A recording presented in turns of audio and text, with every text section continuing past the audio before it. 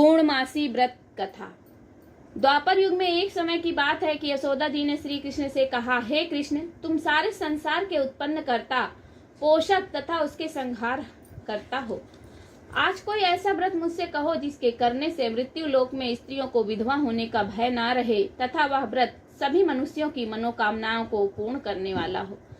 श्री कृष्ण जी कहने लगे कि हे माता, तुमने अति सुंदर प्रश्न किया है। मैं तुमसे ऐसे ही व्रत को सविस्तार कहता हूँ।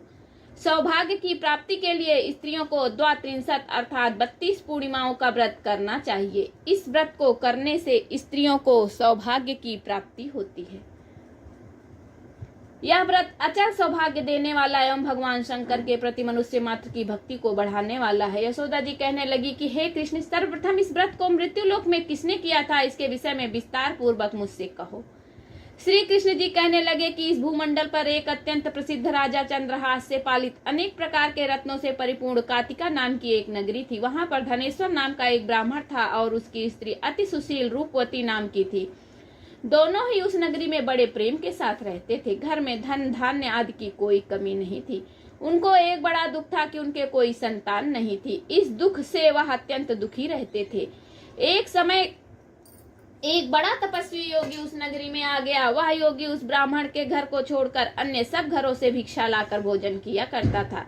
रूपवती से वह भिक्षा नहीं लिया करता था। उस योगी ने एक दिन रूपवती से भिक्षा ना लेकर किसी अन्य घर से भिक्षा लेकर गंगा के किनारे जाकर भिक्षान्न को प्रेम पूर्वक खा रहा था कि धनेश्वर ने योगी को यह सब कार्य किसी प्रकार से करते हुए देख लिया। धनेश्वर ने योगी राज से पूछा कि महाराज, आप सब घरों से भिक्षा लेते हैं परंतु मेरे घर की भिक्षा कभी भी नहीं लेते, इसका क्या कारण है?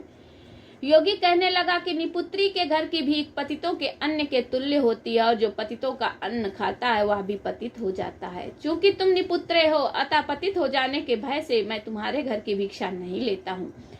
धनेश्वर यह बात सुनकर अपने मन में बहुत दुखी हुआ और हाथ जोड़कर योगी के पैरों पर गिर पड़ा तथा आर्त भाव से कहने लगा कि हे महाराज, यदि ऐसा है तो आप मुझको पुत्र प्राप्ति का उपाय बताएं। आप सर्वज्ञ हैं, मुझ पर अवश्य ही कृपा कीजिए। धन की मेरे घर में कोई कमी नहीं परंतु मैं पुत्र न होने के कारण अत्यंत दुखी रहता हूँ। आप मेरे इस दुख का हरण करें, आप सामर्थ्यवान हैं। यह सुनकर योगी कहने लगा कि हे ब्राह्मण, तुम चंडी की आराधना करो। घर जाकर उसने अपनी स्त्री से सब वृत्तांत कहा और आप तप के निमित्त वन में चला गया। वन में जाकर उसने चंडी की उपासना की और उपवास किया। चंडी ने 16वें दिन उसको स्वप्न में दर्शन दिया और कहा कि हे धनेश्वर, जा, तेरे पुत्र होगा परंतु वह 16 वर्ष की आयु में ही मृत्यु को प्राप्त हो जाएगा।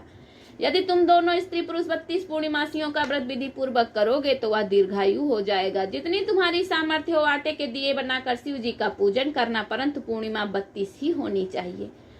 प्रातः काल होने पर इस स्थान के समीप तुम्हें एक आम का वृक्ष दिखाई देगा। उस पर तुम चढ़कर एक फल तोड़कर शीघ्र अपने घर चले जाना। अपनी स्त्री से सब वृत्तांत कहना। ऋतु स्नान के पश्चात वह स्वच्छ होकर श्री शंकर जी का ध्यान करके उस फल को खा ले, तब शंकर भगवान की कृपा से उसको गर्भ हो जाएगा। जब वह ब्राह्मण प्रातः काल उठा तो उसने उस स्थान के पास ही एक आम का वृक्ष देखा जिस पर एक अत्यंत सुंदर आम का फल लगा हुआ था।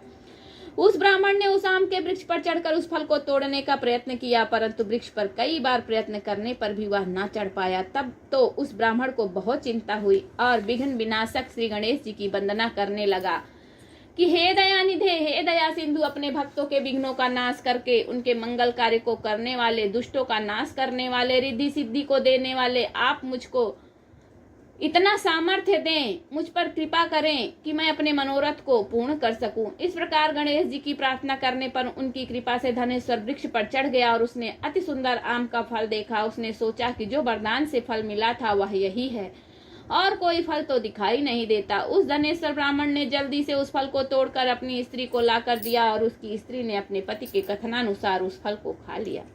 वह गर्भवती हो गई। देवी जी की असीम कृपा से उसके एक अत्यंत सुंदर पुत्र हुआ जिसका नाम उन्होंने देवी दास रखा। माता पिता के हर्ष और शोक के साथ वह बालक शुक्ल पक्ष के चंद्रमा की भांति अपने पिता के घर में बढ़ने लगा। भवानी की कृपा से वह बालक बहुत ही सुंदर, सुशील और विद्या पढ़ने में बहुत ही निपुण हो गया। दुर्गा जी की आज्ञा अनुसार उसकी माता ने 32 पूर्णमासियों का व्रत रखना प्रारंभ कर दिया जिससे उसका पुत्र दीर्घायु हो जाए। 16वां वर्ष लगते ही देवी दास के माता पिता को बड़ी चिंता हुई कि कहीं उनके पुत्र की इस वर्ष मृत्यु न हो जाए। इसलिए उन्होंने अपने मन में विचार किया कि यदि यह घटना उनके सामने हो गई तो इसे कैसे सहन कर सकेंगे। अस्तु उन्होंने देवीदास के मामा को बुलाया और कहा कि हमारी इच्छा है कि देवीदास 1 वर्ष तक काशी में जाकर विद्या अध्ययन करे और उसको अकेला भी नहीं छोड़ना चाहते, इसलिए तुम साथ में चले जाओ और 1 वर्ष के पश्चात इसको वापस लौटा लाना। सब प्रबंध करके उसके माता पिता ने काशी जाने के लिए देवीदास को एक घोड़े पर बैठाकर उसके मामा को उसके साथ कर दिया, किंतु यह बात उसके मामा या किसी और से नहीं कही। धनेश्वर ने सपत्नीक अपने पुत्र की मंगल कामना तथा दीर्घायु के लिए भगवती दुर्गा की आराधना और पूर्णमासियों का व्रत करना आरंभ कर दिया था। इस प्रकार बराबर 32 पूर्णमासियों का व्रत पूरा हो चुका था। कुछ समय पश्चात एक दिन वह दोनों मामा और भांजा मार्ग में रात्रि बिताने के लिए किसी ग्राम में ठहरे हुए थे। उस दिन उस गांव में एक ब्राह्मण की अत्यंत सुंदरी, सुशीला, विदुषी और गुणवती कन्या का विवाह होने वाला था। जिस धर्मशाला के अंदर वर और उसकी बारात ठहरी हुई थी, उसी धर्मशाला में देवीदास और उसके मामा भी ठहरे हुए थे। संयोग बस जब कन्या को तेल आदि चढ़ाकर मंडप आदि का कृत्य किया गया तो लग्न के समय वर को धनुर्वात हो गया। अस्तु वर के पिता ने अपने कुटुंबियों से परामर्श किया कि यह देवीदास मेरे पुत्र जैसा ही सुंदर है, मैं इसके साथ ही लग्न करा दूं और बाद में विवाह के अन्य कार्य मेरे लड़के के साथ हो जाएंगे। ऐसा सोचकर देवीदास के मामा से जाकर बोला कि तुम थोड़ी देर के लिए अपने भांजे को हमें दे दो, जिससे विवाह के लग्न का सब कृत्य सुचारू रूप से हो सके। तब उसका मामा कहने लगा कि कुछ भी मधुपर्क आदि कन्यादान के समय वर को मिले वह सब हमें दे दिया जाए तो मेरा भांजा इस बारात का दूल्हा बन जाएगा।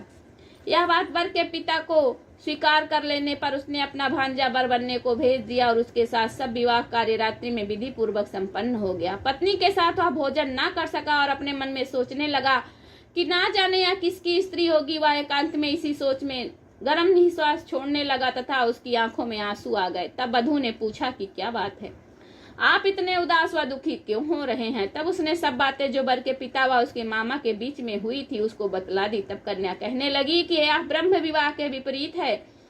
देव, ब्राह्मण और अग्नि के समक्ष मैंने आपको ही अपना पति बनाया है, इसलिए आप ही मेरे पति हैं। मैं आपकी ही पत्नी रहूंगी, किसी अन्य की कदापि नहीं।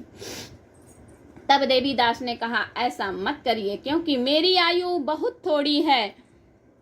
मेरे पश्चात आपकी क्या गति होगी, इन बातों को अच्छी तरह से विचार कर लो। परंतु वह दृढ़ निश्चय वाली बोली कि जो आपकी गति होगी वह मेरी गति होगी। हे स्वामी, आप उठिए और भोजन करिए, आप निश्चय ही भूखे होंगे। इसके बाद देवीदास और उसकी पत्नी दोनों ने भोजन किया तथा शेष रात्रि भर वे सोते रहे। प्रातः काल 4 बजे देवीदास ने अपनी पत्नी को 3 नगों से जड़ी हुई एक अंगूठी दी, एक रुमाल दिया और बोला कि हे प्रिय, इसे लो और संकेत समझकर स्थिर चित्त हो जाओ। मेरा मरण और जीवन जानने के लिए एक पुष्प वाटिका बना लो, उसमें सुगंधी वाली एक नवमल्लिका लगा लो, उसको प्रतिदिन जल से सींचा करो और आनंद के साथ खेलो कूदो तथा उत्सव मनाओ। जिस समय और जिस दिन मेरा प्राणांत होगा ये फूल सब सूख जाएंगे और जब ये फिर से हरे हो जाएं तो जान लेना कि मैं जीवित हूँ। यह बात निश्चय करके समझ लेना, इसमें कोई संदेह नहीं है। यह समझाकर वह चला गया। प्रातः काल होते ही वहां पर बाजे गाजे बजने लगे और जिस समय विवाह के कार्य समाप्त करने के लिए वर तथा सब बाराती मंडप में आए तो कन्या ने वर को भली प्रकार से देखकर अपने पिता से कहा कि ये मेरा पति नहीं है। मेरा पति वही है जिसके साथ रात्रि में मेरा पाणी ग्रहण हुआ था। यदि इसके साथ मेरा विवाह हुआ है तो ये बताए कि मैंने इसको क्या दिया। मधुपर्क और कन्यादान के समय जो मैंने भूषण आदि दिए थे उन्हें दिखाए तथा रात में मैंने क्या गुप्त बातें कही थी वह सब सुनाए। पिता ने उसके कथनानुसार वर को बुलवाया। कन्या की ये सब बातें सुनकर वह कहने लगा कि मैं कुछ नहीं जानता। इसके पश्चात लज्जित होकर वह चला गया और सारी बारात भी अपमानित होकर वहां से लौट गई। भगवान श्री कृष्ण बोले कि हे माता, इस प्रकार देवीदास काशी विद्या अध्ययन के लिए चला गया। जब कुछ समय बीत गया तो काल से प्रेरित होकर एक सर्प रात्रि के समय उसको डसने के लिए वहां पर आया।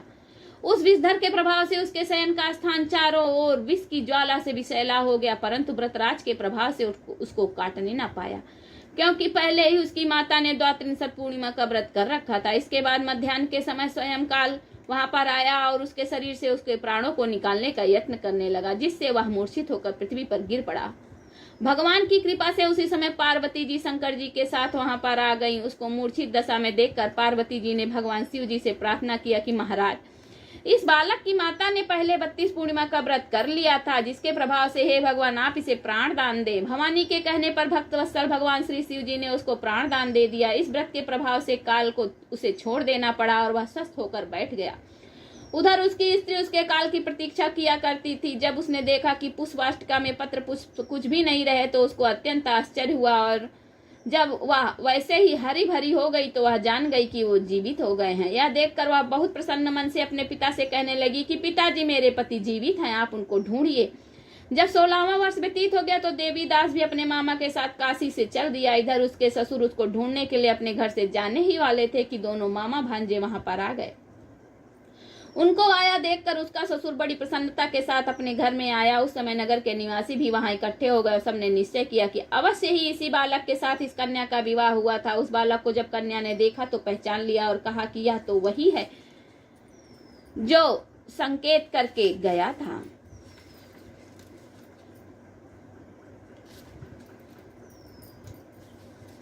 तदुपरांत सभी कहने लगे कि भला हुआ जो यहाँ आ गया, और सब नगरवासियों ने आनंद मनाया। कुछ दिन बाद देवीदास अपनी पत्नी और मामा के साथ अपने ससुर के घर से बहुत सा धन दहेज लेकर अपने घर के लिए प्रस्थान किया। जब वह अपने गांव के निकट आ गया तो कई एक लोगों ने उसको देखकर उसके माता पिता को पहले जाकर खबर दी कि तुम्हारे पुत्र देवीदास अपनी पत्नी और मामा के साथ आ रहे हैं। ऐसा समाचार सुनकर पहले तो उन्हें विश्वास नहीं हुआ, किंतु जब और लोगों ने भी आकर उनकी बात का समर्थन किया तो उनको बड़ा आश्चर्य हुआ। लेकिन थोड़ी ही देर में देवीदास ने आकर अपने माता पिता के चरणों में अपना सिर रखकर प्रणाम किया, और उसकी पत्नी ने अपने सास ससुर के चरणों का स्पर्श किया तो माता पिता ने अपने पुत्र और पुत्र वधू को अपने हृदय से लगा लिया, और दोनों की आंखों से प्रेमाश्रु बह चले। अपने पुत्र और पुत्र वधू के आने की खुशी में धनेश्वर ने बड़ा भारी उत्सव किया और ब्राह्मणों को बहुत सी दान दक्षिणा देकर प्रसन्न किया। श्री कृष्ण जी कहने लगे कि इस प्रकार धनेश्वर 32 पूर्णिमाओं के व्रत के प्रभाव से पुत्रवान हो गया। जो भी स्त्रियां इस व्रत को करती हैं वे जन्म जन्मांतरों में वैधव्य का दुख नहीं भोगती और सदैव सौभाग्यवती रहती हैं। यह मेरा वचन है, इसमें कोई संदेह नहीं है।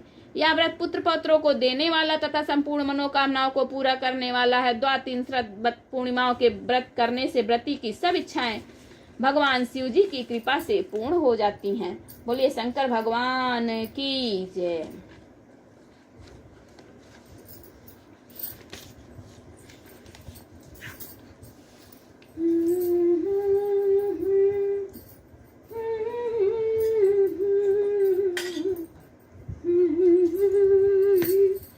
भोलेनाथ दया करना,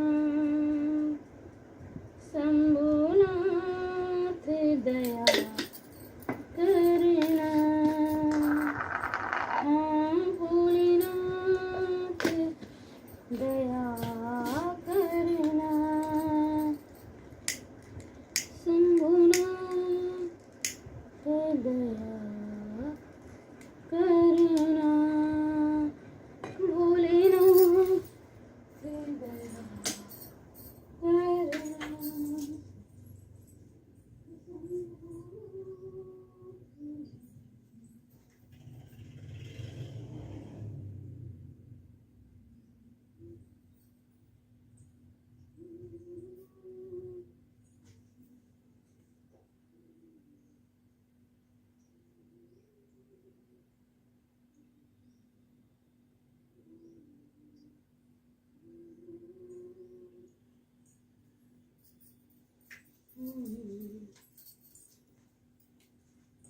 भोलेनाथ दया करना,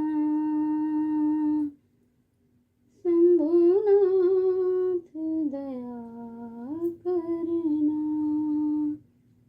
भोलेनाथ दया करना, शंभुनाथ दया।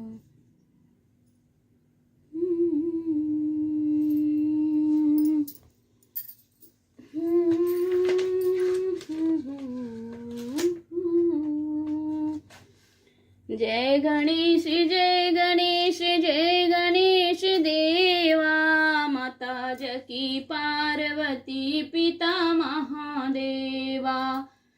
एक दंत दयावंत चार भुजाधारी, मस्तक सिंदूर सोहे मूस की सवारी। पान चढ़े फूल चढ़े और चढ़े मेवा, लडुअन का भोग लगे संत करें सेवा।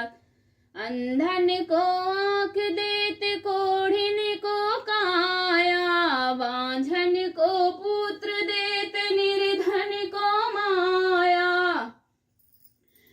जय गणेश जय गणेश जय गणेश देवा, माता जकी पार्वती पिता महादेवा। दीनन की लाज रखो शंभु सुतवारी, कामना को पूर्ण करो जग बलिहारी। सूर श्याम शरण आए सफल कीज सेवा। जय गणेश जय गणेश जय गणेश देवा। ओम जय शिव ओंकारा, हर जय शिव ओंकारा। ब्रह्मा विष्णु सदा शिव अर्धांगी धारा। ओम जय शिव ओंकारा। एकानन चतुरानन पंचानन राजे, स्वामी पंचानन राजे। हंसासन गरुणासन वृषवाहन साजे। ओम जय शिव ओंकारा। दो भुज चार चतुर्भुज, 10 भुज अति सोहे, स्वामी 10 भुज अति सोहे। तीनों रूप निरखता, त्रिभुवन जन मोहे। ओम जय शिव ओंकारा। अक्षमाला वनमाला, मुंडमाला धारी, स्वामी मुंडमाला धारी। चंदन मृग मद सोहे, भोले शुभकारी। ओम जय शिव ओंकारा।